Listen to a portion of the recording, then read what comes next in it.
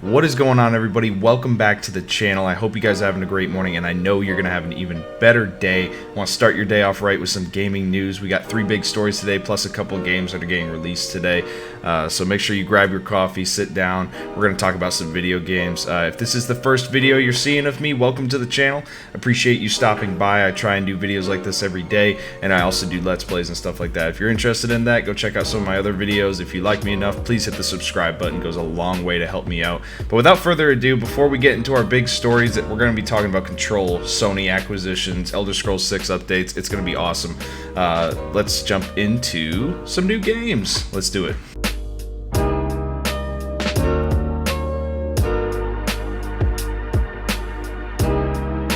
Alright, so the first game we got on the list today that's coming out, I don't even know where to begin with this.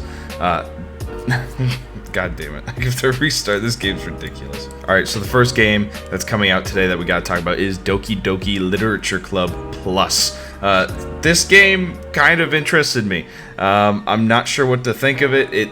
On face value, it looks like a simple dating sim anime game. It's not really something I'd play, but I'm seeing tags all over this game saying psychological horror, gore, violence. I mean, not even in any of the thumbnails on its Steam pages is showing anything remotely related to that. Obviously, there's something I don't know here. I'll read the entire synopsis here, the description of the game for you guys real quick. Enter the #1 psychological horror experience. Welcome to the terrifying world of poetry and romance. Write poems for your crush and erase any mistakes along the way to ensure your perfect ending. That's a little bit ominous, that statement, erase any mistakes, but moving on. Now is your chance to discover why DDLC is one of the most beloved psychological horror games of the decade. You play as the main character who reluctantly joins the literature club in search of romantic interest. With every poem you write and every choice you make, you'll charm your crush to begin and unfold the horrors of school romance. Do you have what it takes to crack the code of dating sim and get the perfect ending? Now, the original mind-shattering DDLC experience is packed with tons of new features and content exclusive to Doki Doki Literature Club Plus. So this game originally came out in 2017, so this is kind of like their big spin-off for it, their director's cut, if you will. This will be out today on pretty much every single platform: Xbox, PlayStation, PC. The next game that's coming out today is actually going to be an upgrade to next gen. It is the hardcore role-playing game Greedfall. Now, I've never played Greedfall, but from what I've heard, it is an unforgiving RPG.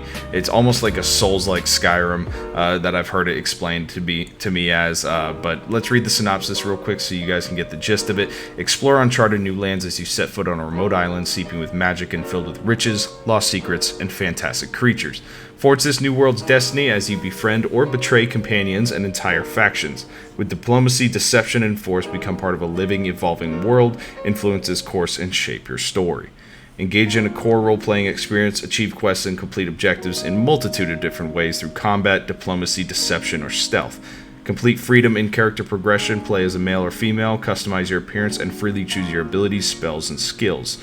Delve into a mysterious world of magic, begin a grand journey and uncover ancient secrets protected by supernatural beings, manifestations of the island's earthly magic. So yeah, that game today is getting an upgrade for Xbox Series X and PS5. Also, if you are a PC player, I would recommend heading to the Steam page. It is 70% off right now, normally retails for $50. It's selling for $15 right now. That offer ends July 8th. Go check it out if you've wanted to play this game. Go swoop it up right now while it's 70% off. Alright, moving on to the first story of the day. I told you we were going to be talking about Control, and we're going to talk about Control. This is Control multiplayer spinoff announced, more Control games in the works, and then the subtitle is things are getting out of control. That's pretty awesome. Shout out to Joseph Knott, the journalist who wrote this over at IGN. Let's get into his article and see what this is all about. Control, Remedy's 2019 third-person shooter, is set in a trippy government facility, is getting a multiplayer spinoff game, Remedy announced Tuesday. The spin-off, codenamed Condor, will be a 4-player co-op player versus environment or PvE game. Furthermore, it will be developed using Remedy's proprietary Northlight engine, which Remedy used to develop Control. Now, a 4-player PvE game for Control, that's going to be interesting. This game obviously introduced a lot of different mechanics when it came to a third-person shooter type of game, and I would love to see how a team of 4 players can go in with those mechanics and try a bunch of new things. I think it's just going to be an awesome experiment. It's going to be a lot of fun. Moving on, in a press release, Remedy says it has agreed to co-publish and develop Condor with 505 Games, who previously worked with Remedy to publish Control in 2019. 505 Games has also published recent games like Ghost Runner, Death Stranding's PC port, and Journey to the Savage Planet. Remedy also states that Condor's initial development budget is 25 million euros, which will be split between Remedy and 505 Games. This puts it at approximately the same or slightly less than the reported budget of Control, which Remedy CEO Tero Virtala told GameIndustry.biz was set at least, quote, 30 million euros, end quote. So slightly less on the budget side. That doesn't necessarily mean it's going to be a worse off game, but it seems like they got more developers going at this game, which honestly that's going to mean better quality for all of us.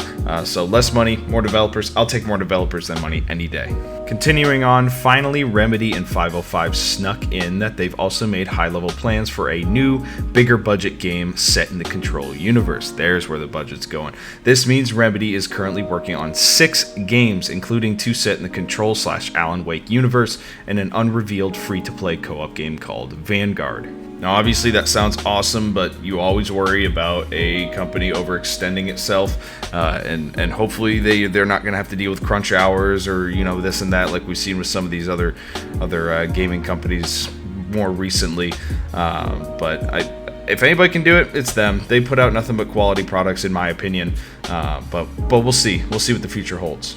In a separate blog post, Control game director Mikhail Kasarinin says that Control is, quote, first and foremost a world, end quote, with many different stories to tell. And while Remedy is known primarily as a single-player game developer, Remedy's team has a long history of playing and loving multiplayer games and is confident they can translate that love into a proper experience. Quote, we get there is going to be skepticism about multiplayer, but I believe we can create shared experiences without compromising the unique DNA of who we are, or the stories we want to tell. Yes, we need to rethink our angles, our techniques, our mindset, but we see it as an exciting challenge. What would a Remedy multiplayer game look like? See, I love this when developers go forward and they admit, hey, us making multiplayer games, it can be controversial. Honestly, the majority of the player base wants single-player games. I believe that. I think the numbers show that. And they don't like to see single-player franchises becoming multiplayer games. That's the biggest scare, especially ones that are beloved. Control, I think, is in that category of beloved at this point. You either love it or hate it. To see them starting to go the multiplayer route may scare off a lot of people, but it's good that they got ahead of this and pretty much came out and said, hey, listen, this is a challenge for us. We're going to try and do the best we can. If it doesn't work, it doesn't work. If it works, it works. Awesome, let's do it. Ending off the article, it's been a big couple of years for Remedy, who had their most financially successful year in 2020 despite not releasing a single game. The company has also expanded to more than 280 employees. IGN gave Control Game of the Year award for 2019, blah, blah, blah, blah. So, that was Control multiplayer spinoff announced. More Control games in the works by Joseph Knott over at IGN. Moving on to our second story, it is Sony buys Returnal studio Housemarque. Finland's oldest studio is now officially part of PlayStation. This is written by Austin Goslin over on Polygon. Finnish game studio Housemarque is the newest addition to Sony's stable of first-party developers. Sony announced on Tuesday that the makers of Returnal will join PlayStation Studios. Quote, we are so excited to finally join the PlayStation Studios family, end quote. Oh, wow, what a name. Ilari Kuttinen, Housemarque's co-founder and managing director, wrote on PlayStation Blog. This gives our studio a clear future and a stable opportunity to continue delivering on gameplay-centric approaches, while still experimenting with new methods of narrative and delivery and pushing the boundaries of the modern art form. Housemarque has been developing games since 1995, making it the oldest development studio in Finland. Since 2007, Housemarque has developed several PlayStation-exclusive games, including Super Stardust HD, Dead Nation, Resogun, and Matterfall. Marquis' latest game in April, the critically acclaimed Returnal. Guttinen said that joining PlayStation Studios will help Housemarque create more ambitious projects and grow the size of the development staff, something that may have helped with some of the Returnal's post-launch bugs. Housemarque has yet to announce what its next project will be, whether it's a new game or additional content for Returnal. So that was Sony buys Returnal studio Housemarque by Austin Goslin over on Polygon. Big win for Sony. Returnal was a huge title from what I've seen. It was a pretty incredible roguelike game. It kind of broke open the roguelike genre in a way that it never been done before. It looked amazing. I wish I had a PS5. I'm trying, guys. Seriously, I'm trying. But PlayStation's coming out swinging. They're buying studios just like Xbox is. We're starting to see kind of an arms race, if you will, between Xbox and Sony. In my opinion, I think they're starting to have an arms race here. Sony's just buying up a bunch of studios that already kind of make exclusives for them, so you might as well introduce them into the fold. This is a pretty natural fit for Sony buying Housemarque. It's pretty much was already a Sony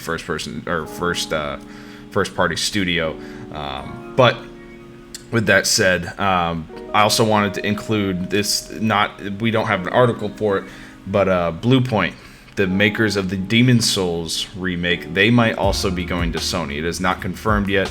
PlayStation Japan released a tweet where they accidentally showed the logo of Bluepoint next to PlayStation's and saying "Welcome to the family."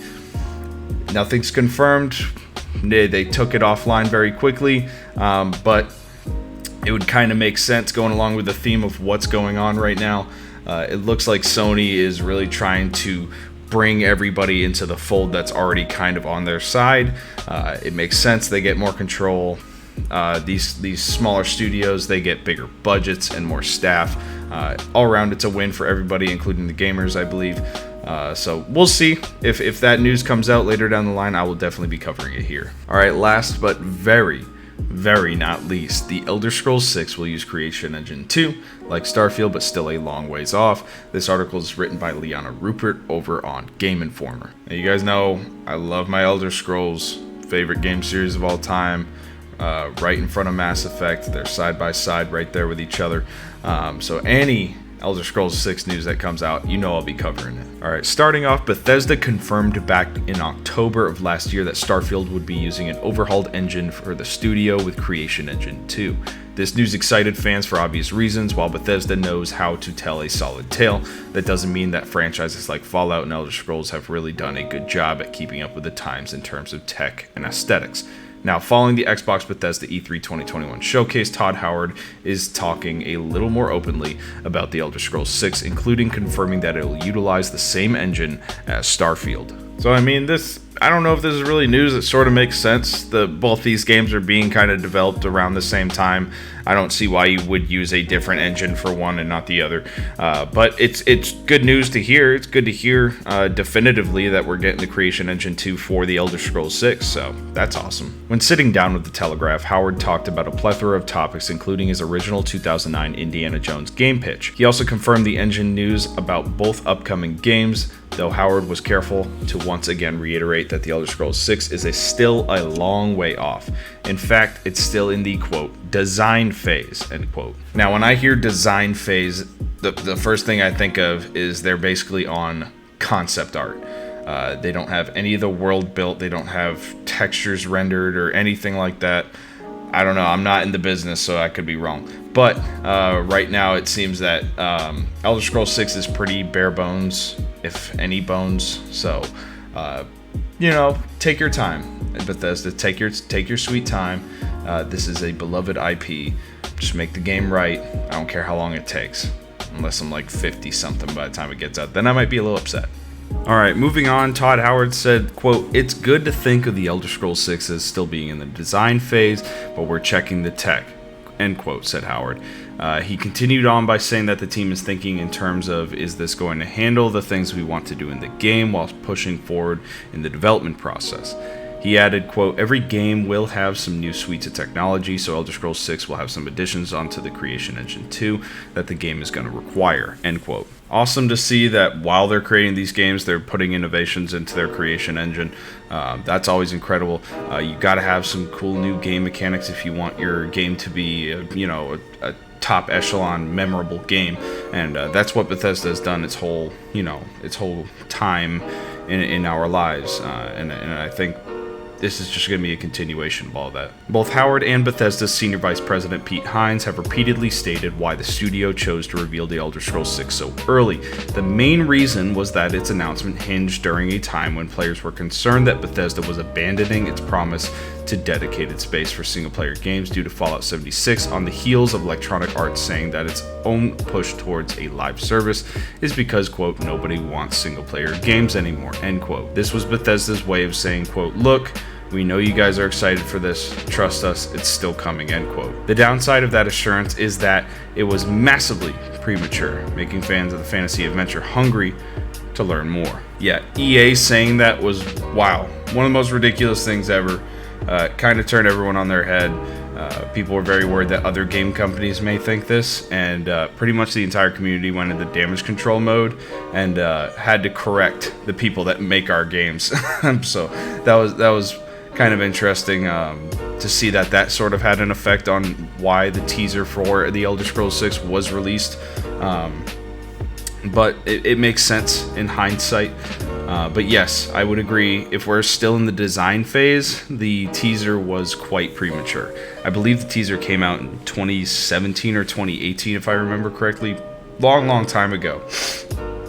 And it was awesome when it came out. But if we're still in the design phase, when that came out, I bet you that's all they had of that game. It was basically just CGI rendered concept art that they threw together for a teaser, which looked cool. It really did. Gave us a general idea of what the landscape might look like, but that's about it. Ending off the article, the pair have both made it clear that Starfield has taken a priority right now. The good news is that we now have a release date for Starfield, which means the end is in sight, and the dedicated team to Elder Scrolls can head down on the 6th entry. So, once Starfield is released, which, by the way, super stoked for that. Definitely going to be doing a playthrough of Starfield on the channel.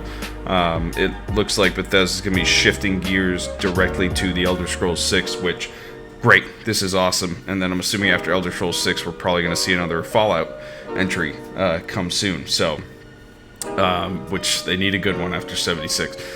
So, lots of great things for the future of Bethesda. All of it's going to be on Game Pass. Just got to point that out. It's going to be awesome. But that was the Elder Scrolls 6 will use Creation Engine 2 like Starfield, but is still a long ways off, by Liana Rupert over at Game Informer. Alright everybody, that was the episode for Wednesday, June 30th, 2021. I hope you guys are all caught up on your gaming news, on your nerdy news. I hope you guys enjoyed the video. If you did, I would really appreciate it if you liked and subscribed. Go a long way to help me grow the channel. I'm working out here. We're doing our best. We're having a good time doing it though, and I love making content for this this channel, and I love playing games for y'all. Check out my Scarlet Nexus playthrough. We're going through that right now. Episode 5 will drop tonight. So go get caught up before that happens. Great game. Been having a lot of fun with it. But yeah, thank y'all for joining me. I appreciate the support, and love y'all. Take it easy now.